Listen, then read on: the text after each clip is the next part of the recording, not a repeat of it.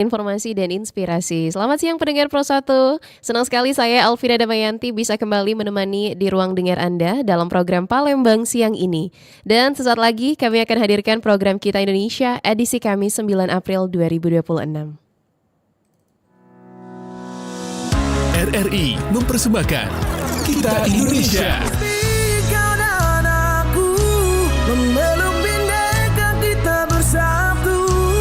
Kita Indonesia. Indonesia sesungguhnya. Indonesiaisme.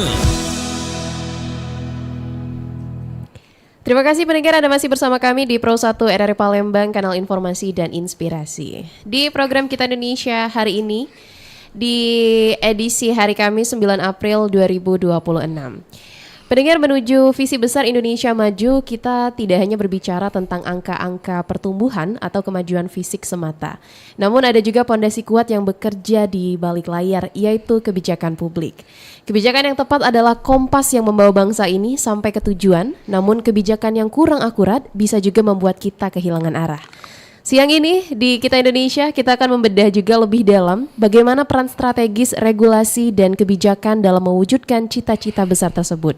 Dan tentu saja saya juga tidak sendiri. Di studio Pro 1 dari Palembang sudah hadir narasumber yang sangat kompeten. Beliau adalah Dr. Deriansyah Putrajaya, SP, MSI selaku pengamat kebijakan publik Sumatera Selatan. Selamat siang Pak Deriansyah. Selamat siang Mbak Pina. Bagaimana kabarnya hari ini Pak Deri? Alhamdulillah sehat. Alhamdulillah sehat selalu nih. Dan juga pendengar, kami ajak Anda untuk berpartisipasi bersama kami melalui line telepon di 0711 369977 atau melalui pesan WhatsApp di 0821 79279090 serta melalui kanal YouTube Pro 1 Palembang. Dan mengawali dialog kita siang hari ini, kita tentu saja ingin membedah terlebih dahulu mengenai gambaran besar dari tema kita, yaitu berbicara mengenai Indonesia Maju. Tentu tidak lepas dari payung hukum ataupun kebijakan yang menaunginya. Jadi Pak Dery, bagaimana Bapak mendefinisikan peran strategis kebijakan publik dalam mengakselerasi visi Indonesia Maju, Pak Dery? Oke, baik. Saya sapa dulu Mbak Pina ya. Boleh, silakan Pak Dery. Para pendengar setia Pro 1 RRI Palembang dimanapun berada, semoga selalu dalam lindungan Allah Subhanahu Wa Taala. Baik, kalau kita lihat memang tema hari ini cukup bagus ya, terkait dengan peran kebijakan publik terhadap kemajuan Indonesia, katakanlah Indonesia Maju ya. Yeah. Jadi Mbak Pina tadi bertanya bagaimana peran dari kebijakan publik tersebut. Kalau saya lihat kebijakan publik itu kan seperti kita ketahui bahwa adalah suatu keputusan yang dibuat pemerintah atau lembaga negara yang memang mengarah kepada permasalahan yang dihadapi masyarakat. Jadi masyarakat itu tentunya memiliki permasalahan banyak, masalah sosial, ekonomi, politik, lingkungan, ya, pekerjaan, dan yang tren saat ini Mbak Vina mungkin terkait energi ya. Yeah. Nah, energi ini merupakan isu terbaru saat kondisi geopolitik yang memanas di Timur Tengah ya. Nah, ini menjadi suatu prioritas yang harus dan wajib dikembangkan oleh pemerintah pusat seperti itu. Kalau dari perspektif pengamat sendiri Pak Dery, apa saja indikator utama yang menunjukkan sebuah kebijakan publik ini telah berjalan efektif dan juga tetap tepat sasaran, Pak? Ya. Jadi dari pengamat kebijakan publik saya melihat bahwa kebijakan publik itu akan kita lihat berdasarkan tujuan. Jadi tujuan yang akan dicapai apa, misalnya terkait dengan Indonesia Maju bagaimana pendidikan misalnya Mbak ya. Kalau kita lihat pendidikan tentunya pendidikan yang harus berkualitas ya. Jadi pendidikan mungkin pendidikan gratis Mbak. Kita sudah lama tidak dengar pendidikan gratis ya. Pendidikan yang memang tidak membebani masyarakat, tapi disupport dengan kualitas tenaga guru, pengajar yang cukup baik. Di samping kebijakan-kebijakan lain seperti kesehatan dan lain sebagainya. Oke, di era sekarang ini sebenarnya apa saja Pak tantangan fundamental yang dihadapi pemerintah dalam merumuskan kebijakan yang inklusif? Ya, tantangannya adalah bahwa kebijakan itu saat ini apakah bisa bermanfaat atau tidak bagi masyarakat ya. Kalau kita lihat Pak Presiden Prabowo ya, dengan kebijakan prioritasnya cukup banyak sekali, terutama mungkin yang lagi tren Mbak Vina, MBG ya. Nah, MBG kalau kita lihat, MBG itu pada hakikatnya adalah untuk meningkatkan kualitas sumber daya manusia. Seperti kita ketahui, visi Indonesia di 2045 adalah Indonesia emas ya, di mana nanti kita mendapatkan bonus demografi yang kualitas sumber daya manusia yang cukup bagus. Nah, jadi memang prioritas-prioritas program tersebut harus menyentuh dan memang menyasar kepada masyarakat yang membutuhkan. Nah, kalau kita lihat mungkin banyak masyarakat yang tidak mampu secara gizi, kemudian juga pendidikan. Nah, ini harus menjadi concern dari pemerintah pusat ya. Tapi sejauh mana Pak kebijakan publik saat ini sudah mampu menjawab tantangan zaman yang saat ini mungkin kita bisa bilang semakin kompleks?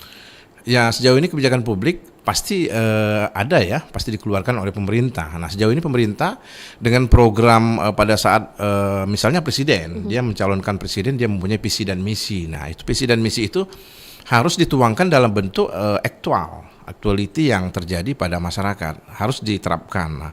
Nah, kalau tidak diterapkan maka tidak diterima oleh masyarakat kan visi dan misinya. Untuk itu kebijakan-kebijakan itu yang harus menyentuh kepada kondisi masyarakat. Seperti saya bilang tadi mungkin energi ya, terkait energi.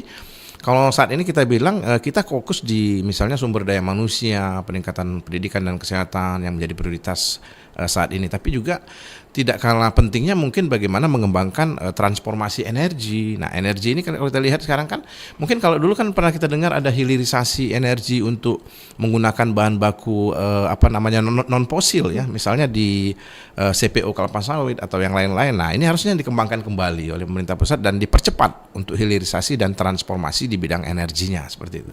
Baik, ini kan kebijakan yang baik juga tentu lahir dari perencanaan yang matang ya Pak Dery. Namun seringkali kita melihat adanya jarak antara regulasi di atas kertas dengan realita masyarakat di lapangan.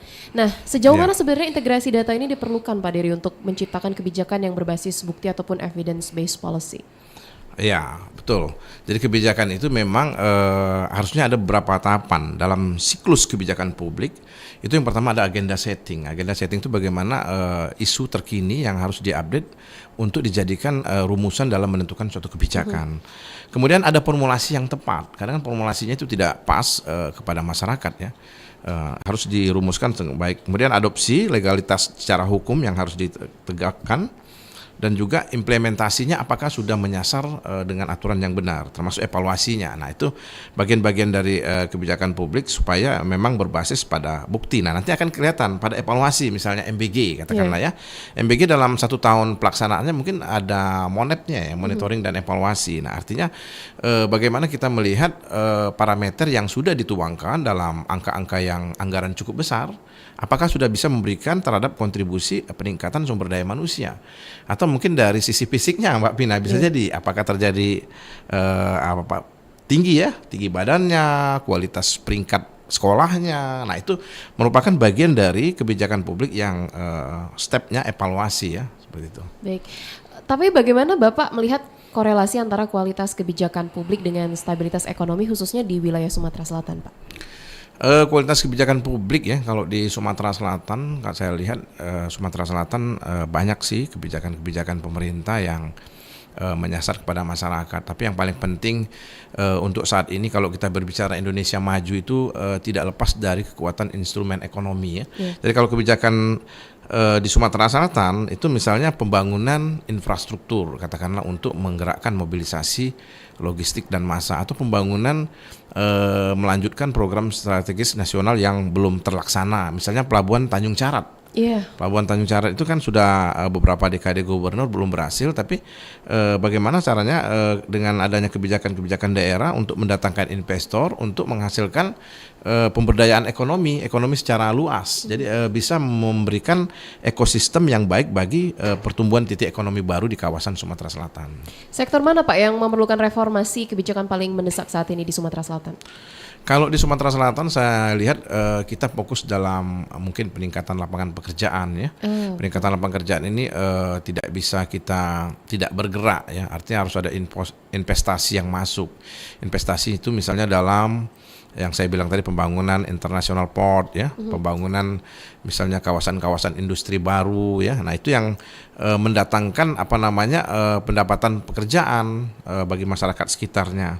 Sama mungkin pemberdayaan sumber daya alam laut ya, atau ekonomi biru ya. Ekonomi biru itu bagaimana kita memanfaatkan sumber daya laut bisa dijadikan ekspor dan bisa menciptakan lapangan pekerja bagi masyarakat luas, khususnya di Sumatera Selatan. Baik, berbicara mengenai lapangan pekerjaan khususnya di Sumatera Selatan, Pak Dery, banyak kan perusahaan-perusahaan ini beberapa perusahaan bisa kita bilang minta pengalaman bekerja itu minimal 1 ataupun 2 tahun. Ya, betul. Padahal kan banyak juga anak-anak di Palembang dan Sumatera Selatan ini fresh graduate ataupun baru lulus, Pak. Ini ada nggak sih, Pak, kebijakan pemerintah yang maksa perusahaan untuk menerima anak muda lokal yang baru lulus ini? Ya, betul. Itu satu tantangan yang bagi perusahaan ya. Tapi kita di Sumatera Selatan ini misalnya ada dinas tenaga kerja ya, ketenaga kerjaan yang memang mungkin merekrut mahasiswa-mahasiswa yang baru tamat diberikan diklat ya, pelatihan kerja yang harus sinkron dengan investasi yang masuk. Nah, bagi yang fresh graduate, saya kira mungkin dengan kemampuan akademisnya ya, mungkin dia bisa menyesuaikan. Misalnya perusahaan-perusahaan yang terkait dengan sektor mining, tambang, mungkin disinkronkan saja jurusan dan bidang studinya mengarah kepada yang akan dituju ya, seperti itu. Oke. Ini kan masyarakat sekarang kan sudah semakin kritis, Pak, ya, dalam memantau kinerja pemerintah. Hal ini juga tentu menjadi energi positif jika dikelola dengan transformasi yang baik. Bagaimana peran pengawasan publik dalam menjaga agar implementasi kebijakan ini tetap konsisten, Pak? Jadi pengawasan publik itu tidak lepas dari beberapa pihak ya, mungkin sektor akademisi ya, kemudian sektor pemerintah melalui inspektorat, kemudian juga ada lembaga ombudsman itu mengawasi kebijakan publik itu harus tepat.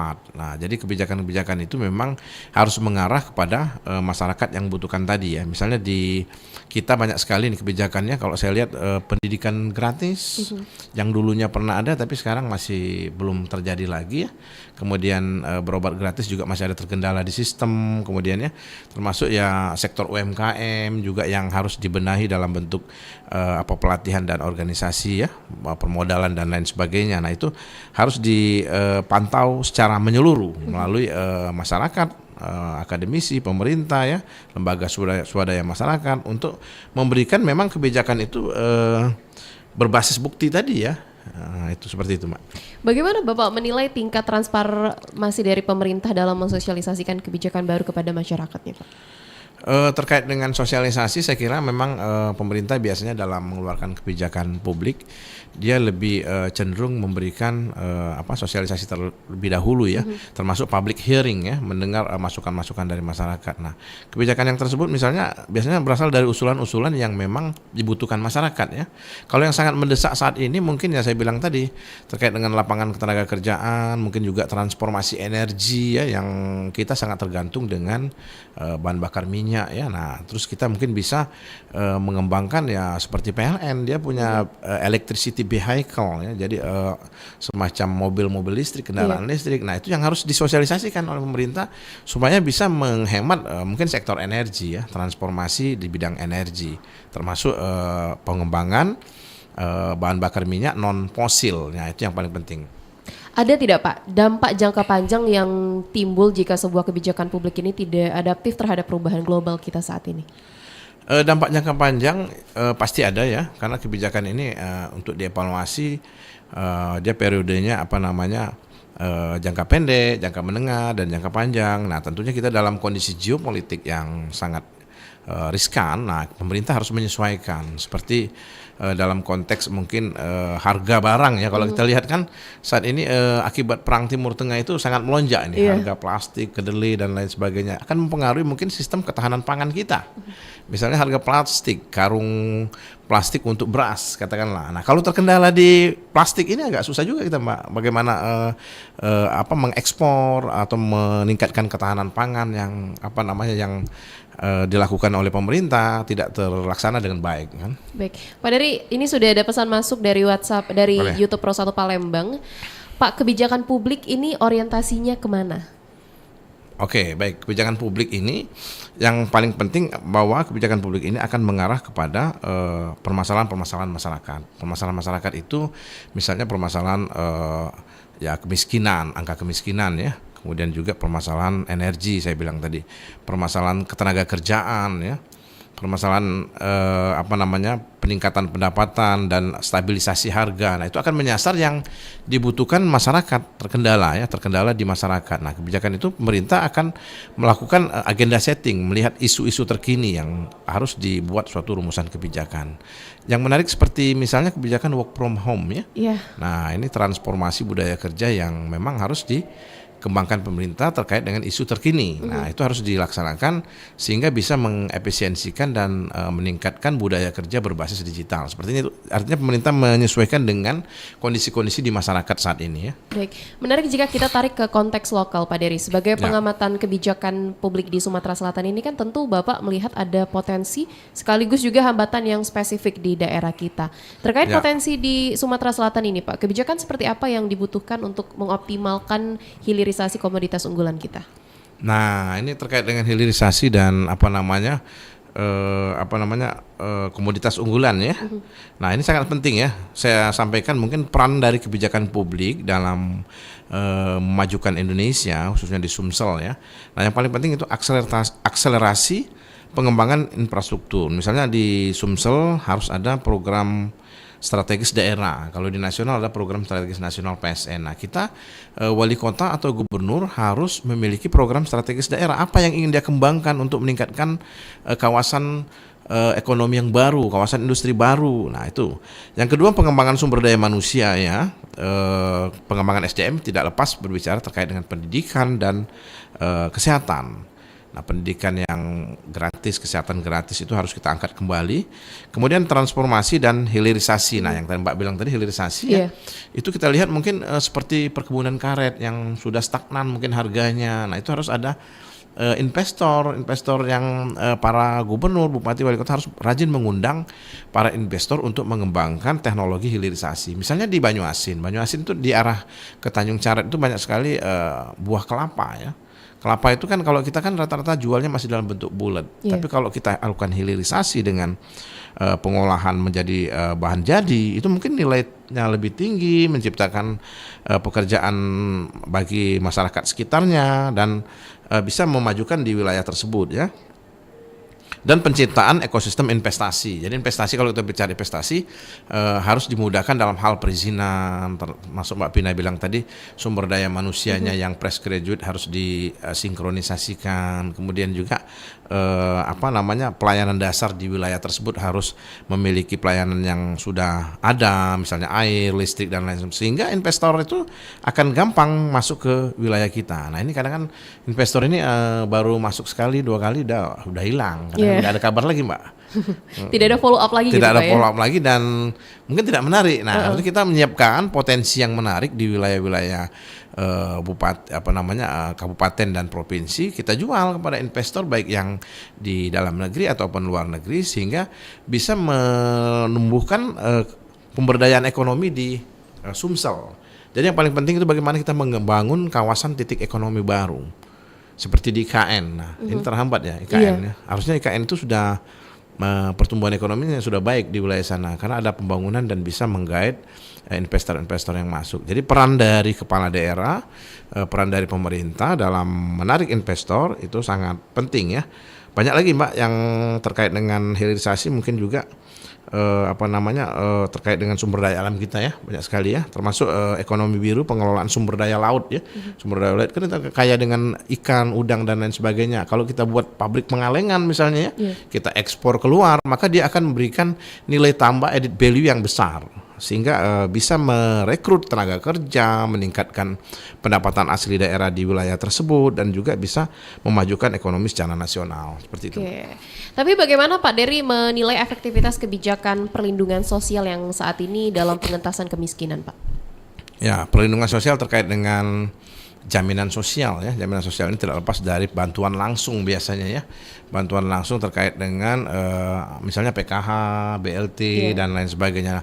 Kalau menurut saya dalam konteks konsep suatu negara, selain memang pengembangan kawasan baru, jadi pemerintah tidak lepas juga untuk memberikan jaminan sosial kepada masyarakat. Karena negara hadir itu karena masyarakatnya yang memberikan mungkin kontribusi dalam bentuk pajak dan lain sebagainya dialihkan kembali kepada masyarakat yang membutuhkan atau warga-warga masyarakat yang tidak berpendapatan baik ya. Jadi sangat penting untuk bantuan sosial dan jaminan sosial harus dikembangkan menjadi prioritas juga penyeimbang. Jadi kita tidak bisa juga fokus pada sektor tertentu, Mbak. Jadi banyak sekali pergerakan pembangunan di suatu wilayah ya.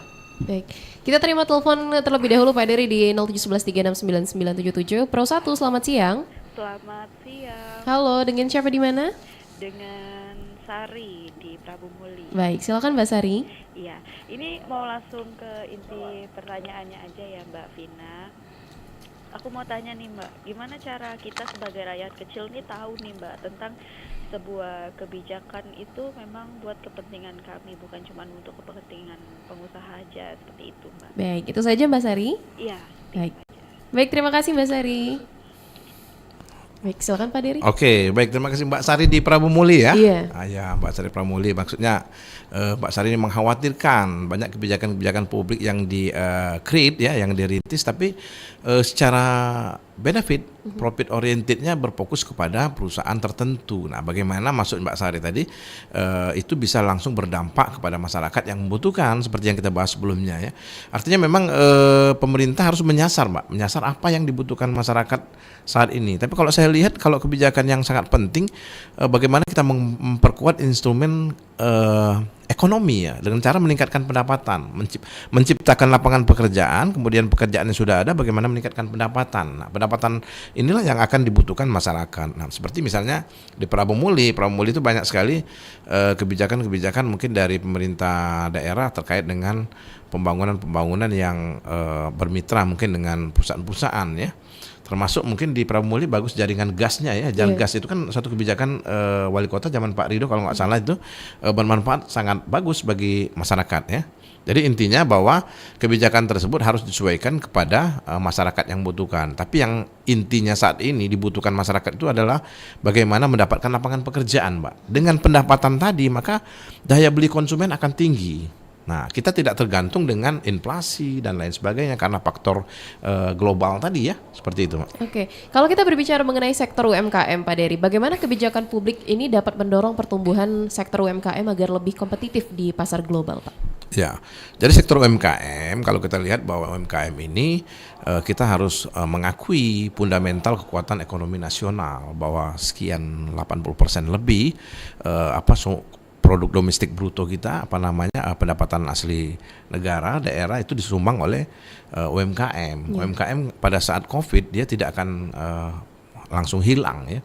Bahkan masyarakat bisa menyasar kepada sektor-sektor UKM yang yang ada. Jadi UMKM ini harus diberdayakan semaksimal mungkin dengan cara memberikan mungkin sudah banyak ya pemerintah sudah memberikan bantuan modal, kemudian pembinaan, bahkan ke aspek digitalisasi marketplace ya.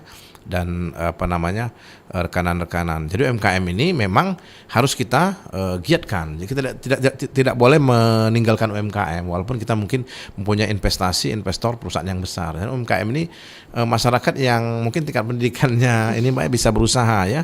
Nah, itu harus kita tingkatkan lagi melalui digitalisasi seperti itu.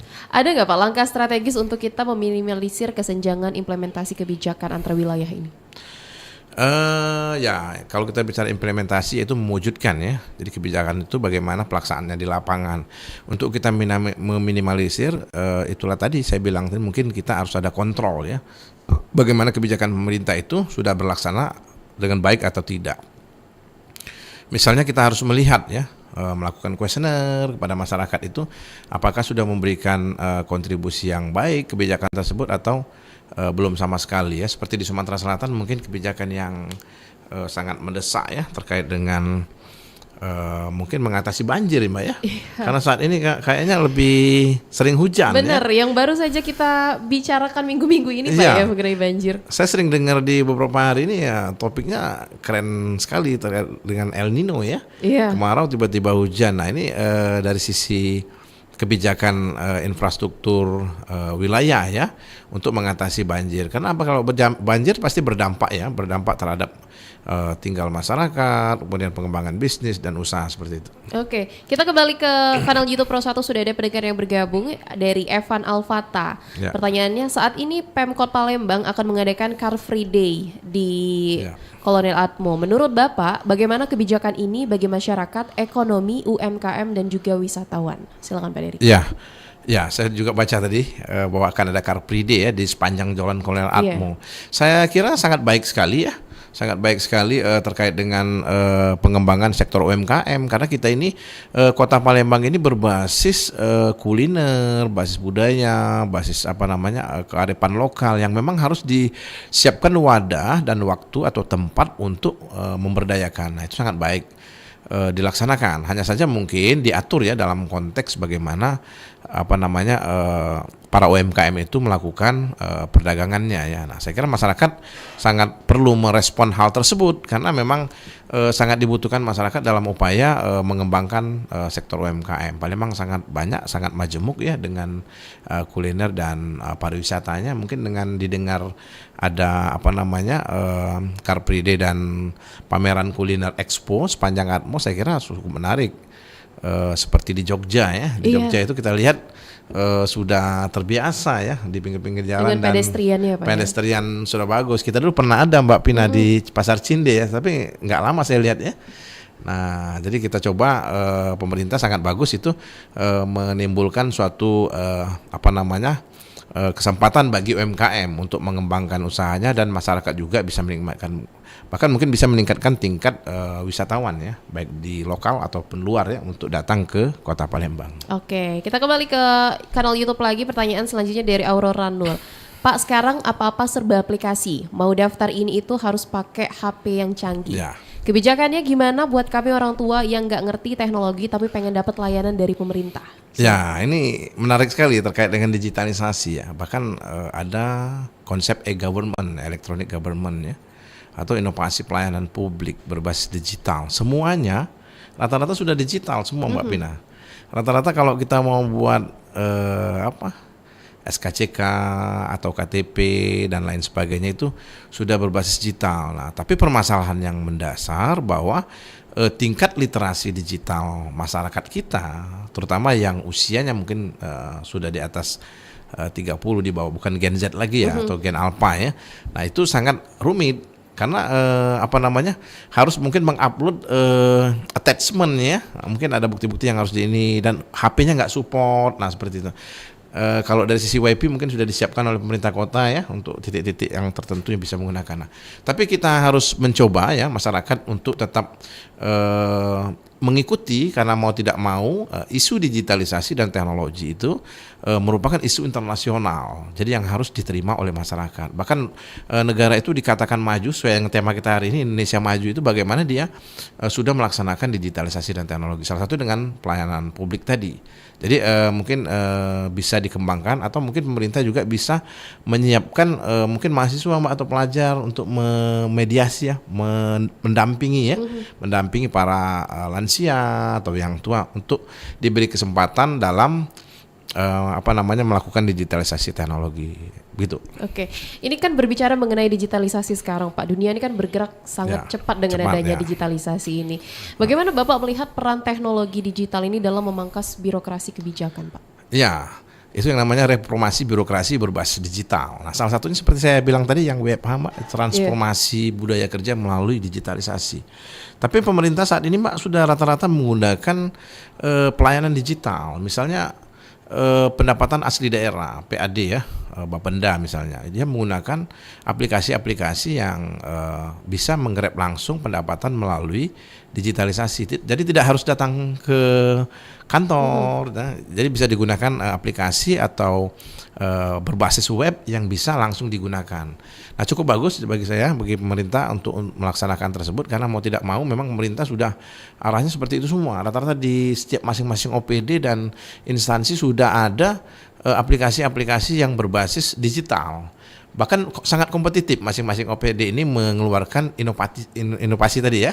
Bahkan nanti ada reward ya. Nah, kita lihat seperti di rata-rata ada di kelurahan, misalnya ada aplikasi Sidemang yang melayani masyarakat dalam membuat surat-surat keterangan kematian, kelahiran dan lain sebagainya. Nah, itu merupakan bagian dari pengembangan negara menuju negara maju, Indonesia 45. Tapi kalau kita berbicara Indonesia maju, tidak lepas bagaimana memajukan di wilayah dan daerahnya masing-masing ya. Karena Indonesia ada beberapa provinsi yang banyak dan itu harus dimajukan semua. Nah, semuanya tidak didukung oleh infrastruktur digital yang cukup, misalnya di wilayah timur atau wilayah perairan, nah itu agak susah juga. Tapi kalau untuk di perkotaan itu kita harus mencoba untuk berdigitalisasi baik pemerintah maupun masyarakat yang akan melaksanakan. Oke, ada nggak Pak rekomendasi dari Pak Dery ini terkait penyederhanaan birokrasi agar pengambilan keputusan ini bisa lebih efisien, Pak? Ya, terkait dengan penyederhanaan keputusan ya, itulah yang dinamakan reformasi birokrasi ya. Jadi tidak susah misalnya orang mengajukan surat permohonan di kelurahan, artinya mungkin bisa menggunakan handphone ya, di approve oleh lurahnya langsung, tidak bertemu langsung. Jadi salah satunya memberikan kecepatan dan efisiensi dalam melaksanakan keputusan. Tidak kita harus menunggu berhari-hari dan lama ya. Nah itu suatu kesempatan memang harus kita tegakkan bahwa pelayanan digital berbasis digital ini harus memberikan perubahan warna tersendiri bagi sistem pemerintahan kita. Jadi e-government ya, electronic government. Jadi pemerintahan yang berbasis digital akan menciptakan efisiensi, kemudian kecepatan, akurat ya. Dan bagi masyarakat juga sudah canggih. Nah, bisa terlihat contoh Mbak, kalau kita lihat Gojek ya, atau yang Maxim dan lain-lain kendaraan ya, makanan. Nah, masyarakat sudah terbiasa Mbak. Awalnya dulu kan agak susah, tapi sekarang karena kebutuhannya mendasar, misalnya dia anak kosan ya, males dia mau beli makanan keluar, akhirnya dia pesan pakai Gojek. Dan semua masyarakat yang mungkin yang udah tua dan muda udah terbiasa karena terkait kebutuhan dasar yang dia butuhkan. Nah, sama seperti mungkin pelayanan lainnya ya, pelayanan itu harus kita budayakan seperti itu sehingga memudahkan dalam sudah menjadi habit, kebiasaan ya. Nah, seperti itu. Dan lama-kelamaan juga masyarakat juga sudah adaptif terhadap digitalisasi tadi, Pak. Iya, sudah biasa kan. Kalau dulu kan malas sekali pesan kendaraan pakai online kan ribet. Tapi ternyata kan sekarang gampang sekali, Mak. Pesan makanan gampang sekali, pesan yang lain-lain gampang sekali. Nah, itu berarti budaya digital itu sebenarnya sudah berjalan, tapi di sektor-sektor tertentu yang pelayanan dasar ya, yang yang terkait dengan kebutuhan dasar primer ya. Nah, tapi kalau terkait yang pelayanan perkantoran ini memang sudah berjalan, mungkin perlu ditingkatkan literasi digital di masyarakatnya. Oke, kita kembali ke pesan WhatsApp. Sudah ada pesan WhatsApp masuk dari Ibu Nurlela di Pak Jo. Ya. Tanya Pak, kebijakan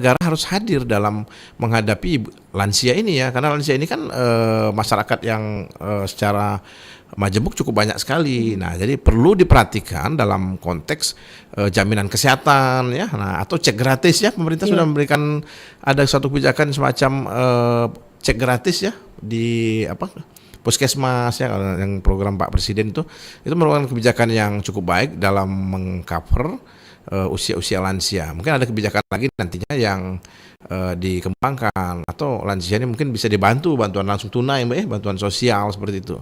Karena di negara-negara maju Mbak, negara luar itu yang sudah bagus pendapatan dan manajemen tata kelola negaranya. Jadi lansia ini memang dijamin secara sosial ya, jamin sosialnya. Artinya misalnya ada lansia misalnya sudah tua tapi tidak ada kursi roda, Mbak. Itu pernah di negara Jerman ya, misalnya negara Jerman. Jadi dinas sosial di pemerintahan Jerman harus hadir untuk memberikan kursi roda secara gratis. Nah, itu harus cepat tanggap. Mungkin di wilayah kita sudah ada juga ya, di Kota Palembang untuk jemput bola memberikan support terhadap lansia seperti itu. Iya, di beberapa public area di Palembang juga sebenarnya sudah ada. Sudah ada ya, rata-rata di pelayanan publik umum sudah ada, tapi mungkin pertanyaan Ibu mungkin tidak menyeluruh ya. Menyeluruh artinya di daerah-daerah yang jauh, mungkin beda pemerintahannya beda juga. Ada yang sudah mengedepankan pelayanan publik yang baik ya. Nah, tapi itu perlu menjadi masukan bagi pemerintah pusat untuk tetap memperhatikan aspek-aspek terhadap lansia ini ya. Kasihan ibu-ibu lansia, nanti dia mau kemana agak susah kan. Kalau kita berbicara mengenai generasi muda saat ini Pak Dery, dalam memberikan masukan terhadap arah kebijakan publik nasional ini peran mereka seperti apa, Pak? Nah, peran pemuda ini cukup bagus, Mbak. Karena peran pemuda ini kan agen perubahan ya. Yeah. Agen perubahan ini artinya dia ini bisa dikembangkan dalam konteks membangun digitalisasi, Mbak. Jadi kita lihat usia yang lebih tua dengan anak-anak muda ini lebih cepat, Mbak, ketika dia memainkan peran teknologi ya, digital. Nah, sedangkan isu digital menjadi topik utama. Jadi anak muda ini bisa kita optimalkan dalam hal pengembangan digitalisasi. Misalnya ada yang sudah berwirausaha menggunakan secara online ya, atau juga mungkin menciptakan semacam inovasi-inovasi yang baik terkait dengan digitalisasi. Jadi anak muda ini saya kira sumber daya manusianya cukup cerdas ya, cukup cepat, ditambah lagi mungkin makan bergizi gratis ya, tambah speednya lebih cepat ya. Jadi dia lebih mudah untuk menangkap terkait dengan digitalisasi. Oke, bagaimana tapi kita menyiapkan kebijakan yang mampu memitigasi krisis di masa depan seperti isu sekarang ketahanan pangan ataupun energi, ya. Pak? Ya, saya sangat concern juga ya, saya lihat ya. Kita ini berarti pemerintah dalam membangun kebijakan itu cukup banyak sekali yang harus diperhatikan, Mbak Pina. Kalau kita lihat kan tidak bisa dari aspek sumber daya manusia saja, infrastruktur, pembangunan lingkungan, pembangunan lain. Tapi ketika terjadi perang geopolitik ya, Timur Tengah, ini kelihatan sekali, Mbak, bahwa akses perdagangan internasional di Selat Hormuz itu ya akan mengganggu stabilitas dari ketahanan energi kita. Nah, kita lihat kan. Nah, artinya memang perlu, saya kurang tahu di zaman Pak Jokowi dulu presiden sudah ada kalau nggak salah dengar hilirisasi terkait dengan pengembangan B70 ya, B50, biodiesel 50 atau 70 ya, yang berbahan bakar dari kelapa sawit. Nah, itu cukup bagus karena kita punya sumber daya alam yang sangat majemuk. Kita tidak bisa mengharapkan minyak bumi yang fosil ya. Tapi kita harus mengembangkan bagaimana kelapa sawit tadi yang memang kita produsennya sawit, CPO tadi kita olah menjadi minyak, bahan bakar minyak. Nah, untuk kedepannya ya. Nah, termasuk juga penggunaan sosialisasi terhadap kendaraan listrik, Mbak. Yeah. Vehicle electricity. Nah, ini sangat cukup baik untuk melaksanakan. Cuman kalau bisa jangan mahal-mahal, Mbak, harganya. Mobil listriknya mahal banget. Bener. Kan? Baik, kita terima telepon di 369977. Pak Dery, sudah ada pendengar yang bergabung. Pro 1, selamat siang. Selamat siang, Mbak Pina. Halo, Oma Ana ya? Iya. Baik, silakan Oma. Terima kasih, Mbak Pina. Assalamualaikum. Selamat siang, Bapak. Waalaikumsalam, Oma. Sumber ya, Indonesia maju ya, Pak ya? Iya, betul. Indonesia maju. Jadi mau bertanya, Pak. Tadi kan dibahas mengenai UMKM. Jadi pertanyaan Oma, dari segi apa bahwa UMKM ini boleh dikatakan dalam memajukan Indonesia gitu? Iya. Ya. Baik, itu saja, Oma.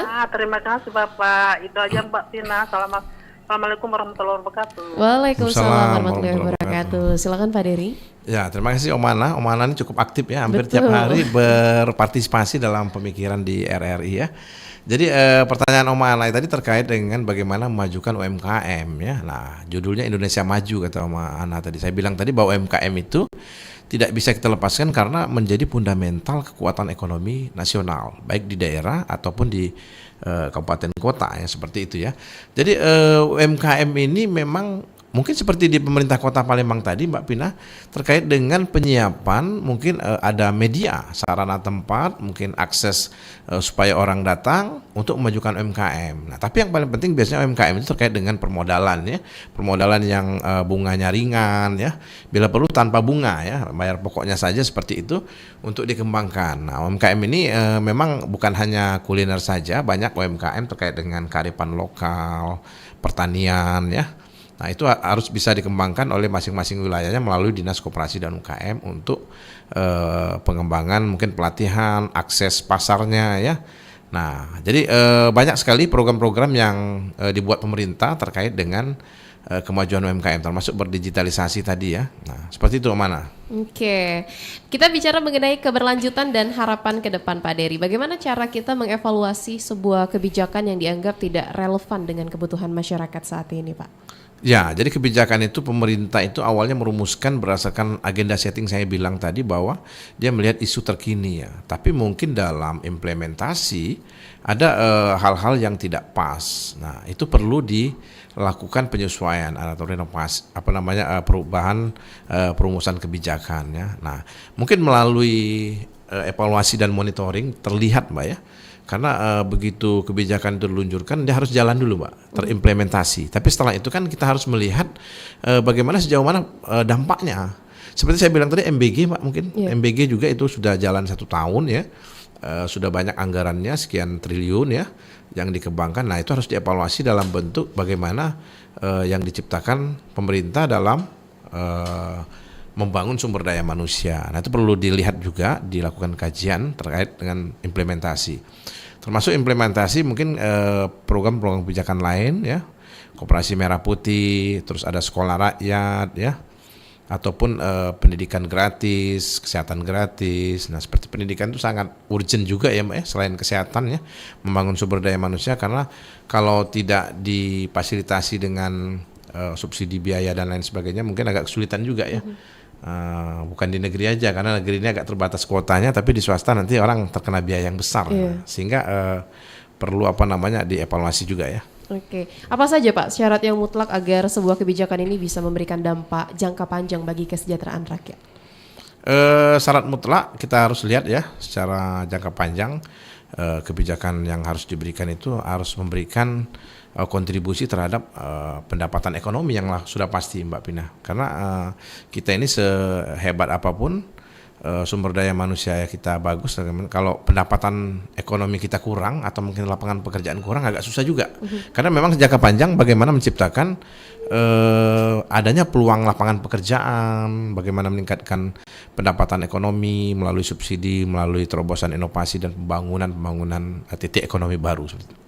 Tapi menurut pengamatan Bapak, sejauh mana Pak optimisme kita terhadap capaian Indonesia maju di tahun-tahun mendatang? Saya sangat optimis ya. Kita harus optimis mendukung pemerintah pusat, pemerintah daerah dalam merumuskan kebijakan untuk pembangunan. Kita punya visi Indonesia Emas 2045, 100 tahun setelah kemerdekaan. Nah itu ada bonus demografi. Nah kita harus optimis dalam pembangunan kualitas sumber daya manusia dulu ya. Saya pernah tanya itu orang di Jerman itu, awalnya dia bangun infrastruktur dulu Mbak. Infrastruktur sudah bagus, tapi setelah itu masyarakatnya dituntut untuk pintar, sekolah yang bagus, sekolah yang baik. Kenapa? Karena yang bisa diandalkan ketika terjadi peperangan misalnya di negara tersebut, maka dia sumber daya manusia akan melekat kepada tubuhnya, dan dia bisa bekerja dimanapun di setiap negara karena punya kemampuan, kompetensi, sumber daya manusia, knowledge yang luar biasa, baik di bidang teknologi, ekonomi dan lain sebagainya. Apa Pak satu hal yang paling krusial yang harus diperbaiki dalam sistem pembuatan kebijakan kita saat ini? Ya, yang sangat krusial ya, mungkin kita harus mendengarkan public hearing, masukan dari masyarakat ya. Karena kebijakan ini banyak tekanan politik, Mbak. Karena ada kebijakan-kebijakan yang harus disahkan oleh lembaga legislatif. Ada arena politik yang bermain, sehingga kebijakan tersebut akan memberikan tidak maksimal terhadap masyarakat. Dulu pernah ada kebijakan seperti Omnibus Law ya, nah, itu yang tentunya banyak dikritisi juga. Nah artinya memang kebijakan tersebut harus menyentuh kepada kebutuhan masyarakat. Jadi kebutuhan dasar itu gampang saja Mbak Pina, pendidikan, kesehatan, ya, perumahan ya.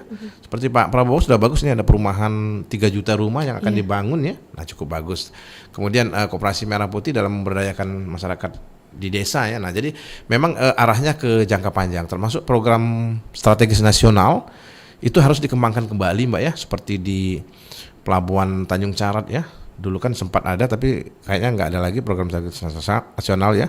Nah itu harus dikembangkan karena itu akan meningkatkan pemberdayaan ekonomi masyarakat, termasuk pertumbuhan ekonomi di Sumsel. Sumsel sudah bagus pertumbuhan ekonominya di angka 5,33%, maka dia ketika ada kawasan ekonomi baru maka akan lebih meningkatkan dan menciptakan ekosistem yang baru. Siap. Pak Dery, karena lintas waktu kita hampir mendekati pukul 11 waktu Indonesia Barat, mungkin pesan penutup bagi Pak Dery untuk para pembuatan kebijakan ini agar selaras dengan cita-cita besar Indonesia maju, Pak. Oke, baik, closing statement saya Mbak Pina. Ya, terkait dengan kebijakan publik ya, dalam mewujudkan Indonesia maju, tentunya kebijakan ini harus berorientasi, berprioritas kepada kebijakan yang sangat dibutuhkan masyarakat. Nah, saat ini kita lihat ya, seperti kebutuhan energi ya, bidang energi itu menjadi prioritas utama selain ketahanan pangan, selain pendidikan, kesehatan.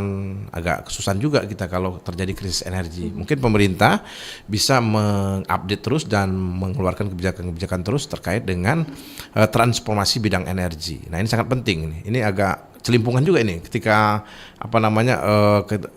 krisis energi dan terbatasnya bahan bakar minyak. Jadi kebijakan yang harus ditekankan menjadi prioritas bagi masyarakat yang sangat membutuhkan saat ini. Baik, luar biasa sekali pendengar perbincangan kita hari ini. Satu poin penting yang bisa kita petik adalah bahwa kebijakan publik ini bukan sekedar aturan di atas kertas, melainkan juga nafas dari setiap langkah kita menuju kemajuan. Jadi tanpa kebijakan yang inklusif dan berbasis data, impian Indonesia Maju ini hanyalah sekedar narasi saja. Terima kasih banyak kami ucapkan kepada Bapak Dr. Deriansyah Putra Jaya SPMSI atas pencerahan dan perspektif yang sangat tajam siang hari ini. Semoga apa yang kita diskusikan ini menjadi pemantik semangat bagi para pemangku kebijakan khususnya di Sumatera Selatan.